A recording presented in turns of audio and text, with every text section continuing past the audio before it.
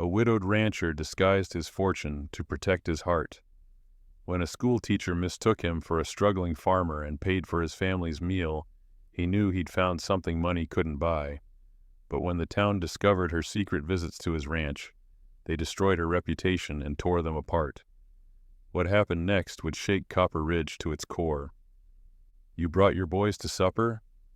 Dutch raised a bushy eyebrow as Caleb Hartwell pushed through the swinging doors of the Silver Spur Tavern, a wriggling child under each arm. "Yep," Caleb replied, adjusting his worn hat as Wyatt kicked his boots and Jesse tugged at his dusty collar. "Didn't have much choice."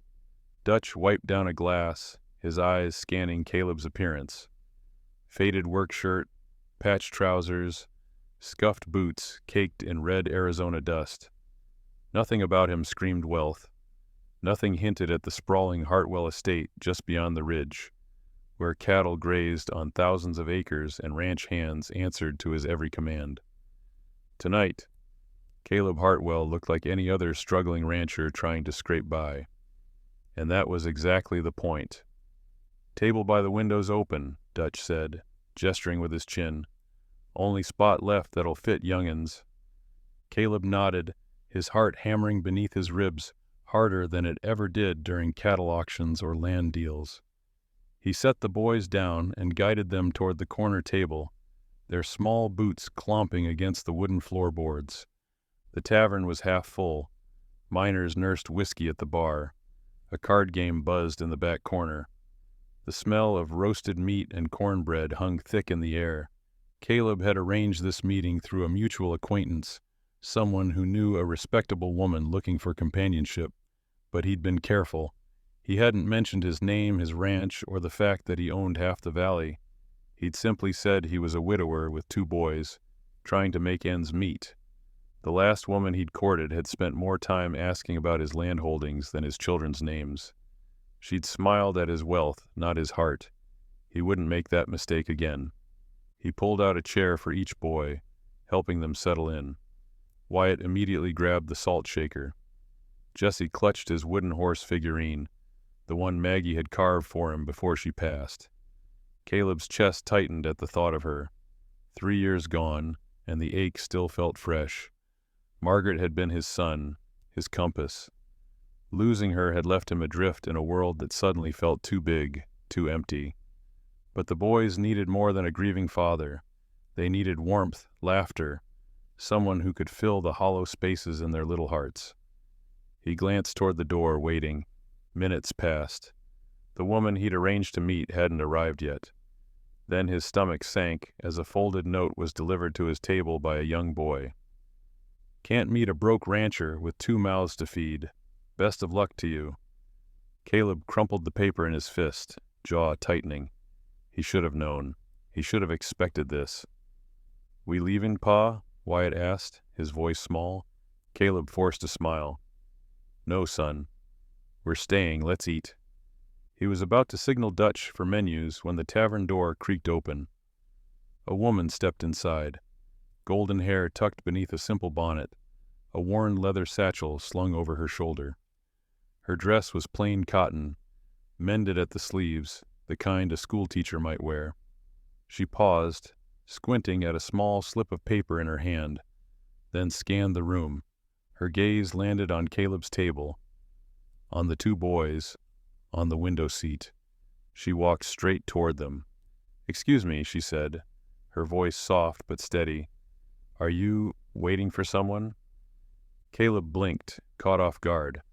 I was, but—" "Table by the window, 2 children," she said, glancing at her note again. "That's what I was told." She smiled nervously, brushing a stray curl behind her ear. "I'm Rose Sullivan." Caleb's mouth opened, but no words came. This wasn't the woman he'd been expecting. This was someone else entirely. A mix-up, a mistake. But before he could correct her, Jesse tugged her skirt. "Do you like horses?" the boy asked, holding up his wooden figurine. Rose knelt down, her smile widening. "I love horses." And just like that, Caleb Hartwell said nothing. He simply pulled out a chair and let fate take the reins. Rose Sullivan sat down across from Caleb, setting her satchel gently on the floor. She smoothed her skirt and glanced at the boys, her smile warm and unguarded. "I hope I'm not too late," she said, tucking a loose strand of hair behind her ear. The schoolhouse ran long today. One of the students needed help with his reading lessons. Caleb stared at her, his mind racing. He should tell her. He should explain that she had the wrong table, the wrong man. But something stopped him. Maybe it was the way she looked at Wyatt and Jesse, not with judgment or hesitation, but with genuine curiosity. Maybe it was the softness in her eyes, a kindness that didn't seem rehearsed or calculated. Or maybe it was simply that he was tired of being seen as Caleb Hartwell, the wealthy rancher. For once, he wanted to be seen as just Caleb. "No trouble at all," he said quietly. "We just got here ourselves." Rose's shoulders relaxed. "Good. I was worried I'd missed everything." She turned to Wyatt, who was still clutching the salt shaker like a treasure. "And what's your name, young man?" "Wyatt," the boy said shyly. "And I'm Jesse," his brother piped up, holding the wooden horse closer for her to see. "Pa says this was Mama's favorite thing to make." Rose's expression softened. She reached out gently, brushing her fingers over the carved mane. "Your mama must have been very talented." Jesse nodded solemnly. "She's in heaven now." "I'm sorry," Rose said, her voice tender. She looked at Caleb, and in that brief glance he saw understanding, not pity, just quiet acknowledgement of loss. "It's been a few years," Caleb said, his voice rougher than he intended. "We're managing." Rose nodded, then turned her attention back to the boys. "Well, if you two are anything like the students I teach, I bet you keep your pa plenty busy." Wyatt grinned. "Pa says we're a handful." "The best kind," Rose said with a laugh. Dutch appeared at the table, pencil and notepad in hand. "What'll it be, folks?" Caleb glanced at the chalkboard menu on the wall. "Stew for all of us, and milk for the boys." "Make that 4 stews," Rose added, "and I'll have coffee, please." Dutch scribbled the order and disappeared toward the kitchen. The conversation flowed easier than Caleb expected. Rose asked the boys about their favorite games, their chores on the ranch, what animals they liked best. She listened intently, laughing at their stories, asking follow-up questions that made them light up. She didn't ask Caleb about his work. She didn't pry into his finances or his land. She simply let the evening unfold naturally, like she had all the time in the world. When the stew arrived, it was hearty and hot. The boys dug in eagerly, spilling broth on the table. Rose didn't flinch. She handed Jesse a napkin and smiled when Wyatt accidentally knocked over his milk cup. "Happens to me all the time," she said, dabbing at the spill with her own napkin. "Just last week, I spilled an entire inkwell all over the schoolhouse floor. Took me an hour to scrub it clean." The boys giggled, and Caleb felt something crack open inside his chest, something he hadn't felt in years: hope. Halfway through the meal, Dutch returned and placed a small leather folder on the table, the bill. Caleb's hand instinctively went to his pocket. Then he froze. He wasn't wearing his usual coat. This wasn't his tailored vest with the silver pocket watch and the roll of bills he always carried. This was his old work shirt, the one he wore when he wanted to disappear into the dust and cattle. He had no money on him. His face flushed. Panic prickled at the back of his neck. Rose noticed immediately. She didn't make a scene. She didn't ask questions. She simply reached into her satchel, pulled out a small coin purse, and placed several bills on the table. "I've got this," she said softly, her eyes meeting his. "Don't worry about it." Caleb's throat tightened. "You don't have to." "I know," she interrupted gently, "but I want to." And in that moment, Caleb Hartwell knew he'd found something rare, something real. The weight of Rose's gesture settled over the table like evening dust after a long ride. Caleb sat frozen, staring at the bills she'd laid down so casually, so kindly. He could have bought the entire tavern without blinking. He could have paid for every meal served that night. and still had gold coins to spare. But she didn't know that, and somehow that made everything different. "Thank you," he managed, his voice barely above a whisper. Rose simply nodded, tucking her coin purse back into her satchel. We all need a little help sometimes. Dutch swept by, collected the payment, and tipped his hat. "Much obliged, ma'am." The boys had finished their stew and were now drawing shapes in the leftover broth with their spoons. Rose watched them with an easy smile, completely unbothered by the mess, the noise, or the fact that she'd just paid for a stranger's family. "You're good with them," Caleb said, breaking the comfortable silence. Rose glanced up. "I spend my days with children. You learn to speak their language." She paused, her expression thoughtful. "But these two, they're special. You can tell they've been loved well." Caleb's chest tightened. "Their mama made sure of that, and their pa's doing the same," Rose said softly. He looked away, overwhelmed by the simple truth of her words. Most people saw his wealth first, his children second, but Rose had walked into this tavern and seen his boys before anything else. She'd seen him, not the landowner, not the cattle baron, just the father trying to hold his family together. "What about you?" Caleb asked, redirecting the conversation. "How'd you end up teaching in Copper Ridge?" Rose's fingers traced the rim of her coffee cup. "I needed a fresh start. Lost my parents a few years back. Fever took them both within a week. Had nothing keeping me in Kansas, so I packed what I could carry and headed west." She smiled faintly. "Figured if I was going to be alone, I might as well be alone somewhere new." "You're not alone now," Jesse said suddenly, looking up from his bowl. "You got us." Rose's eyes glistened. She reached across the table and gently squeezed Jesse's small hand. "You're right. I do." Wyatt, not to be left out, pushed his wooden horse toward her. "You can hold him if you want. His name's Thunder." Rose accepted the treasure carefully, cradling it in her palm. Thunder's a fine name for a fine horse. Caleb watched the exchange, something shifting deep within him. It had been 3 years since Maggie passed. 3 years of bedtime stories told in a hollow voice, of holidays that felt like endurance tests, of looking at his sons and seeing only reminders of what they'd lost. But tonight, watching Rose hold that carved horse like it was made of gold, watching his boys smile without shadows in their eyes, tonight felt different. It felt like permission to move forward, permission to let someone new into their broken circle, permission to believe that loving again wasn't betrayal, but survival. "You should come by the schoolhouse sometime," Rose said, handing Thunder back to Wyatt. "We're starting a reading hour for the younger children. I think these two would love it." Caleb nodded slowly. "I'd like that." Rose stood, gathering her satchel. "I should get going." "Early start tomorrow." She smiled at the boys.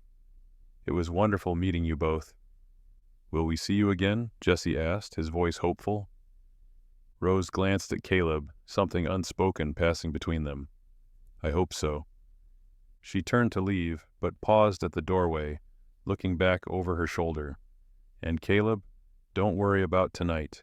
Sometimes the best things in life come when we're not trying to impress anyone." Then she was gone, disappearing into the lamplit streets of Copper Ridge.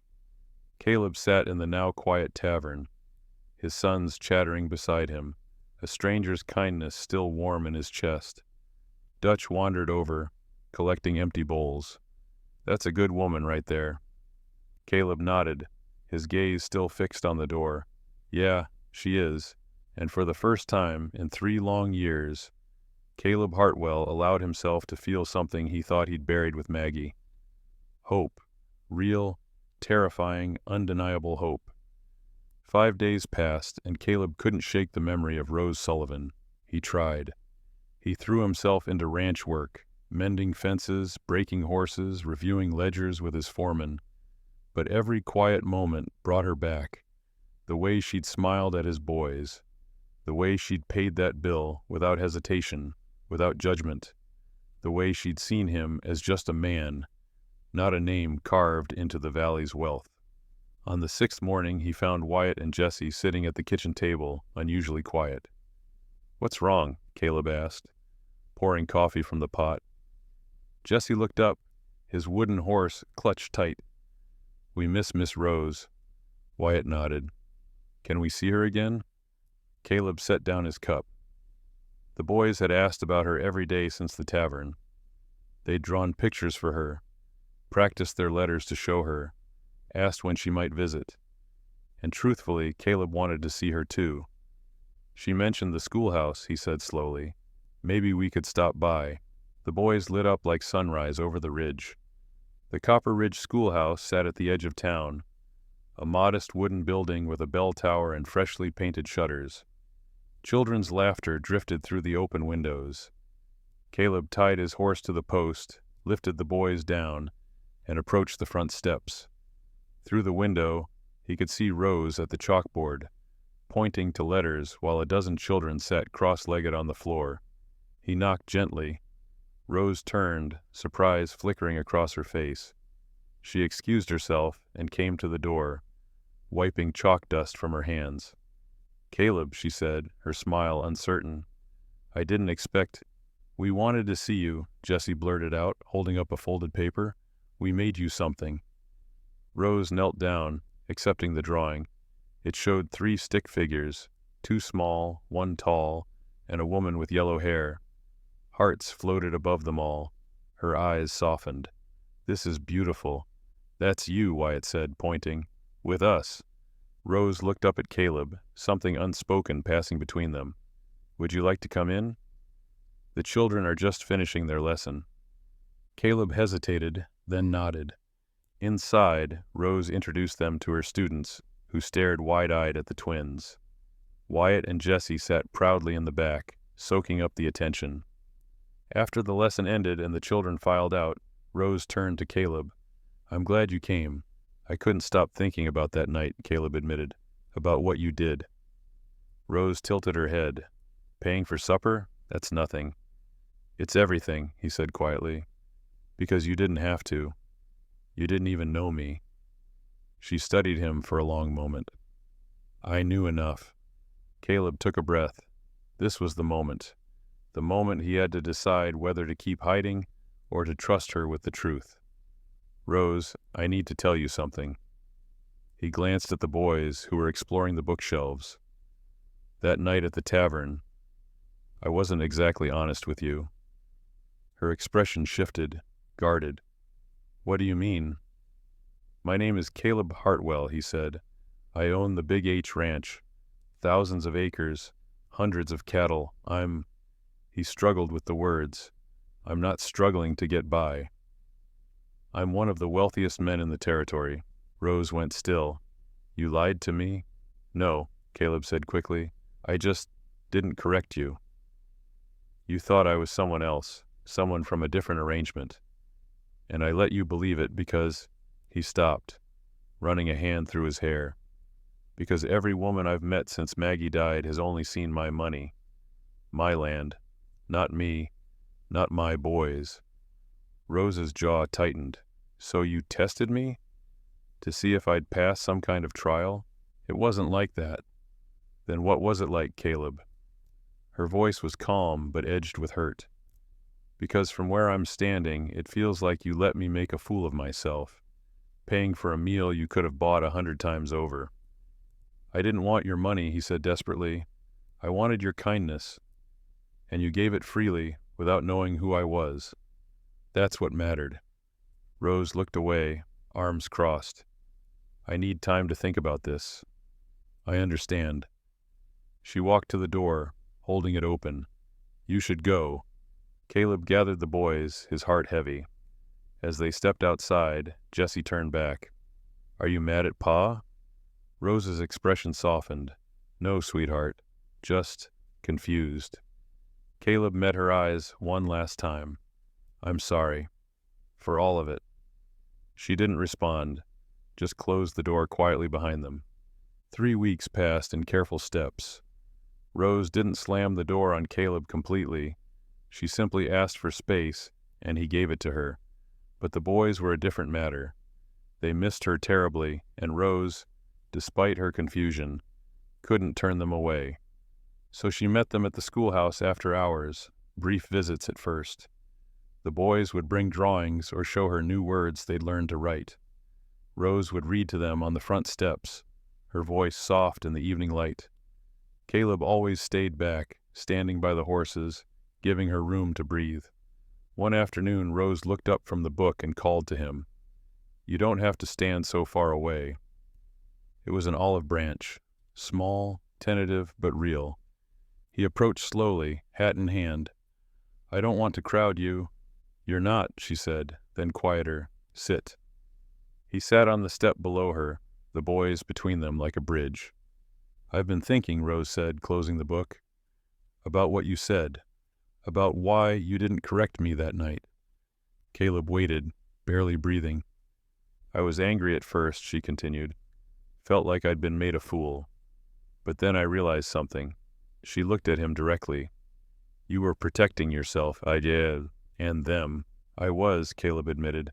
"I've had women smile at my land deeds and ignore my son's tears. I couldn't risk that again." Rose nodded slowly. "I understand that now. But Caleb, if there's going to be anything between us, it has to be honest. All of it." "I know. So no more secrets?" "No more secrets," he promised. From that day forward, things shifted. Rose began visiting the ranch. Not the grand Hartwell estate with its sprawling manor, but the Creek Valley cabin, the small homestead where Caleb's mother had raised him. It was modest, warm, filled with memories instead of marble. "This is where I feel like myself," Caleb told her the first time he brought her there. "The big house, it's just a shell." Rose ran her hand along the worn wooden table. "This feels like a home." They fell into a rhythm. Suppers at the cabin became weekly, then twice weekly. Rose would arrive with books tucked under her arm, and the boys would race to greet her. She taught them to read by the fireplace, her voice weaving stories into the crackling warmth. Caleb would cook, simple meals, stew and cornbread, nothing fancy. And Rose would help clean up, their hands brushing in the wash basin, conversations flowing easy as creek water. One evening, after the boys had fallen asleep on the rug, Rose and Caleb sat on the porch, watching the stars emerge. "Tell me about her," Rose said quietly. "About Margaret." Caleb tensed, then relaxed. She was light itself, laughed at everything, even when times were hard. She made this cabin feel like a palace. He paused. When she got sick, it happened so fast. One month she was fine, the next. Rose placed her hand over his. "You loved her deeply." "I did." He looked at Rose, and I felt guilty for even thinking about this, about you. "Loving again isn't betrayal, Caleb. That's what my head knows. But my heart—" "Your heart is big enough for both," Rose said gently. "For the memory of her and for something new." Caleb's eyes burned. "How do you know that?" "Because I see it every day. The way you talk about her with the boys, keeping her alive in their memories. And the way you look at me like maybe there's room for another chapter." She smiled softly. "Hearts don't replace, Caleb. They expand." He turned to her fully, his voice thick. "You're not a replacement. You're different," she finished. "I know." They sat in silence, hands intertwined, the night wrapping around them. Inside, Jessie stirred and called out, "Pa, Miss Rose?" They both stood, moving to the door together. Jessie was sitting up, rubbing his eyes. "I had a dream." Mama was smiling. Caleb knelt beside him. "Yeah?" she said. Jessie yawned. "She said it's okay to be happy again." Rose's breath caught. Caleb pulled his son close, tears sliding down his weathered cheeks. And in that moment, in the quiet of the cabin with the stars watching overhead, something settled. Permission, acceptance, peace. The past could rest. The future could begin. The photograph appeared in the Copper Ridge Gazette on a Tuesday morning. It was grainy, taken from a distance through the trees. Rose walking hand in hand with Wyatt and Jesse along the path to the Creek Valley cabin. She was laughing, her hair loose in the wind. The boys were skipping beside her, carefree and happy. The headline read, "Mystery Woman Seen with Hartwell Heirs, Who Is She?" By noon, the entire town was talking. Rose first noticed the whispers when she arrived at the schoolhouse. Parents who normally greeted her with warm smiles now huddled in tight circles, falling silent as she passed. Mrs. Adelaide Pritchard, the town's most notorious gossip, stood on the steps with her arms crossed. "Morning, Miss Sullivan," she said, her tone dripping with false sweetness. "Lovely picture of you in the paper." Rose's stomach dropped. "I don't know what you're talking about." Mrs. Pritchard produced a folded newspaper from her handbag. "Oh, I think you do." Rose stared at the image, her face going pale. She pushed past Mrs. Pritchard and into the schoolhouse, hands trembling. By afternoon, Mr. Pemberton, the school administrator, called her into his office. He sat behind his desk, fingers steepled, looking uncomfortable. "Miss Sullivan, we need to discuss your association with Mr. Hartwell." "There's nothing improper about it," Rose said firmly.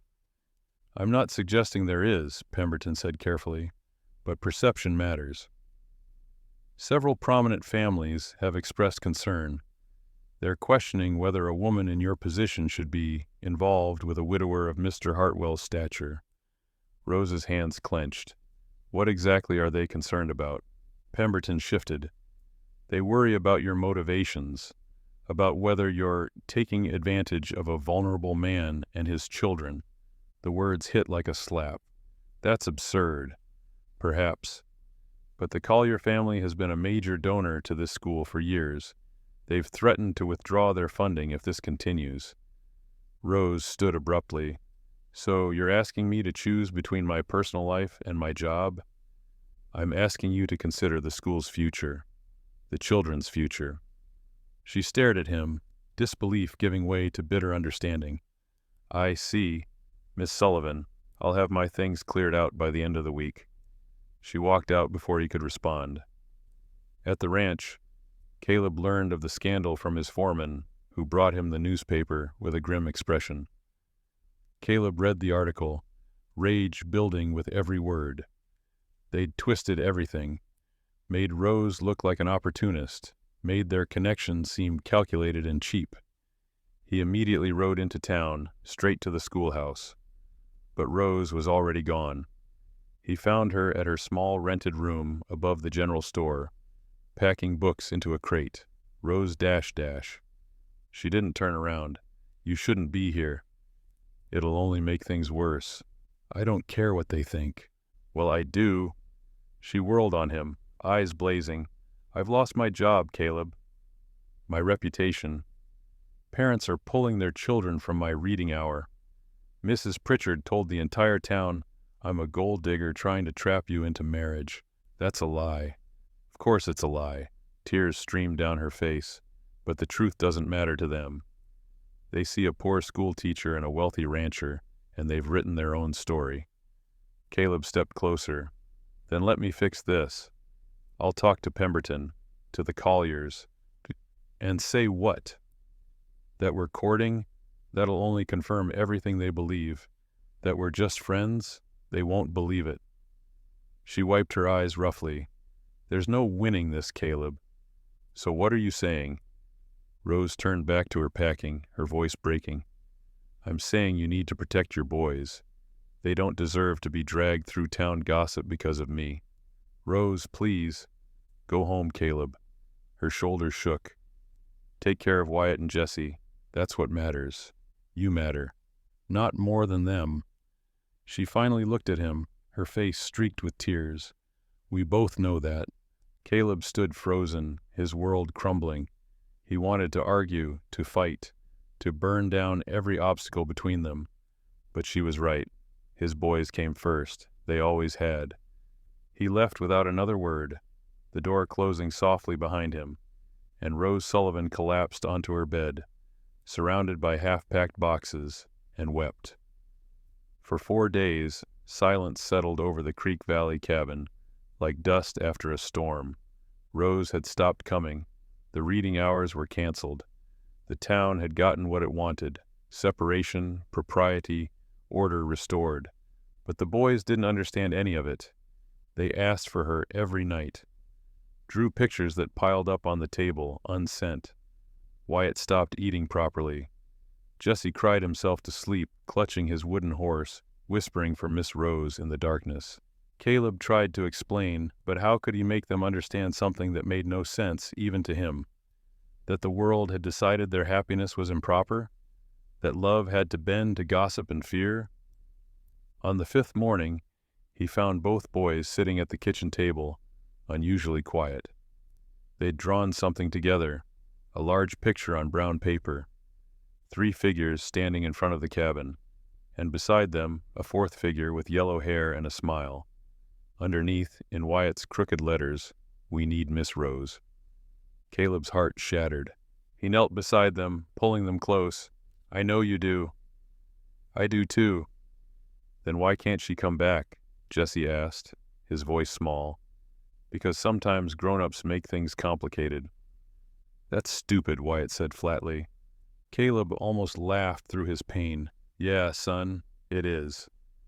He looked at the drawing again, at the hope captured in those simple lines, at the family his boys had drawn, complete, whole, happy, and he realized something with sudden, perfect clarity.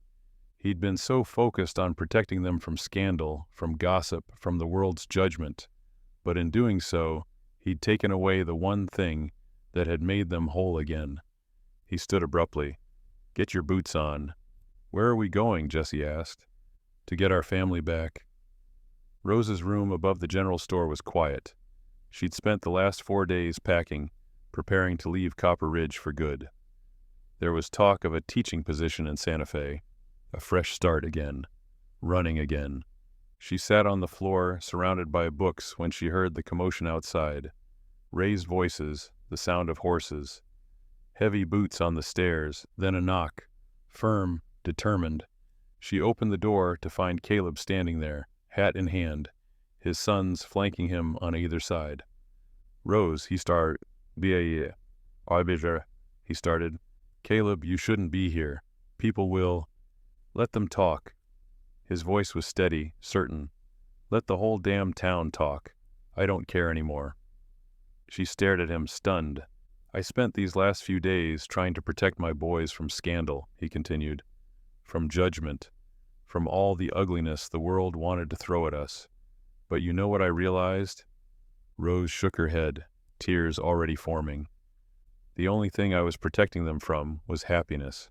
From you." He took a step closer. "They need you, Rose. Not someday, not when the gossip dies down. Now. The town doesn't get to decide who we love." His voice cracked. "I've spent 3 years being afraid. Afraid of betraying Maggie's memory, afraid of failing my boys, afraid of what people would think." He reached for her hand. "But I'm more afraid of losing you." Wyatt and Jesse stepped forward, each holding out the drawing they'd made. "We drew you," Wyatt said. "With us." Jesse's lip trembled. "Please don't leave, Miss Rose." Rose dropped to her knees, pulling both boys into her arms. They clung to her, and she held them tight, tears streaming freely. "I missed you so much," she whispered. "Then come home," Jesse said simply. She looked up at Caleb through her tears. "What about everything else? Your reputation, the business?" I built an empire from dust and grit," Caleb said, kneeling beside them all. "I can handle some gossip, but I can't handle losing you. None of us can." Rose touched his face, her hand trembling. "Are you sure?" "I've never been more sure of anything." She looked at the 3 of them, this broken, beautiful family that had somehow found her at a wrong table on an ordinary night. "Okay," she breathed. "Okay, I'll come home." The boys cheered. Caleb pulled her close, his forehead resting against hers.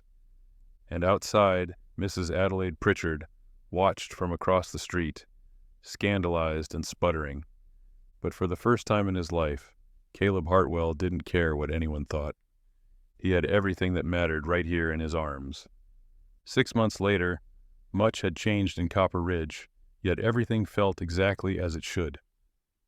Rose didn't return to the schoolhouse, not as an employee. Instead, she and Caleb created something new together. They converted the old Creek Valley Cabin's barn into a reading room, a place where any child in the territory could come for books, lessons, and stories. They called it the Open Book. It was free, it was welcoming, and it was entirely funded by the Hartwell name, though Caleb insisted Rose's name be painted above the door. Children came from miles around, miners' kids, ranchers' daughters, even some of the wealthy families' children whose parents had once condemned Rose. She never turned anyone away. The town gossip had eventually faded, replaced by new scandals and concerns. Mrs. Pritchard still whispered, but her audience had grown smaller. Most folks had come to see what Caleb had known all along. Rose Sullivan was exactly who she appeared to be. Good, kind, real. The Hartwell estate remained grand and empty. Caleb used it for business, for hosting cattle auctions and territory meetings. But home, real home, was still the Creek Valley cabin, where boots scattered by the door and children's laughter filled the rooms. On a warm Sunday afternoon, the four of them sat in the meadow behind the cabin. A picnic blanket spread beneath the cottonwood tree, the remnants of lunch scattered around them. Wyatt and Jesse chased grasshoppers through the tall grass, their whoops of joy carrying on the breeze. Rose leaned back against the tree, a book in her lap, though she hadn't read a page in 20 minutes. She was too busy watching the boys, a soft smile on her face. Caleb sat beside her, whittling a small piece of wood, another horse for Jesse's collection. "You know," Rose said quietly, "I never imagined my life would look like this." "Like what?" "Full." She turned to him. "I spent so many years alone, convinced that was my lot. Then I walked into the wrong meeting at a tavern, and everything changed." Caleb set down his knife. "Best wrong turn I ever witnessed." She laughed softly. "You didn't even correct me, just let me sit down and fumble through. I was terrified you'd leave if you knew the truth."